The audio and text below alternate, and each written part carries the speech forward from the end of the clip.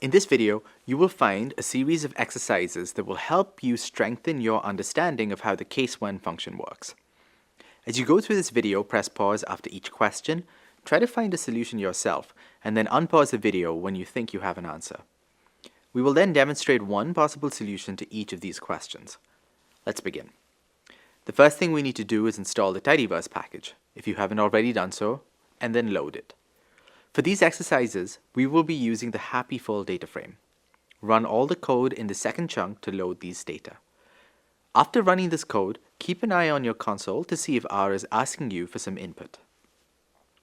First, create a new variable called generosity level that has a value of not generous if the generosity score is less than 0, moderately generous if the generosity score is between and inclusive of 0 and 0.3, and generous for all other cases. Relocate generosity level so that it appears as the second column of the output, meaning it comes after country name. Pause the video and enter your code. We can use case-when to create the desired variable like this, and we can then use the relocate function to move this new variable to the desired location. Next exercise. Create a new variable called continent that is equal to Europe if a country is in Europe, Asia if a country is in Asia, and other for all other countries. Relocate continent so that it appears as the third column of the output. Hint: use the region variable to solve this exercise. Pause the video and see if you can do all of this. Here we see one solution that uses str_detect within case-when to create the desired variable. And once again, we use relocate to move this new variable to the right place. Next, create a variable called isProsperous that is equal to true if a country's ladder score is greater than average, or if a country's logged GDP per capita is greater than average, and false for all other countries. Also, count the number of resulting trues and falses, which is higher. First, try to answer this using the if-else function from the Dplyr package. Pause the video and give this a go.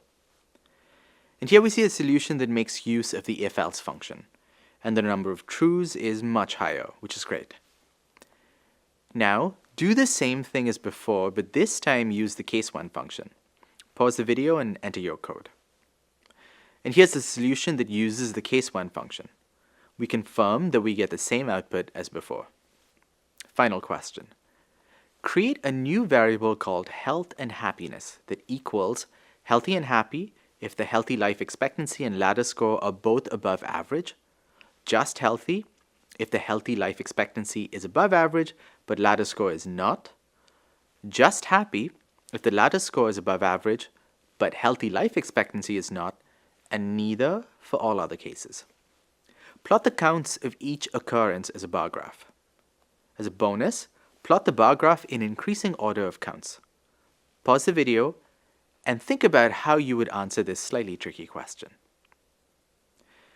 Here we see the slightly complex case-when code we write to create this new variable. We then use fct_infreq, fct_rev, and geombar to produce the bar graph in the desired order. And that's all for this set of exercises. If you found any of this challenging or confusing, please watch or rewatch the video that describes how the case-when function works.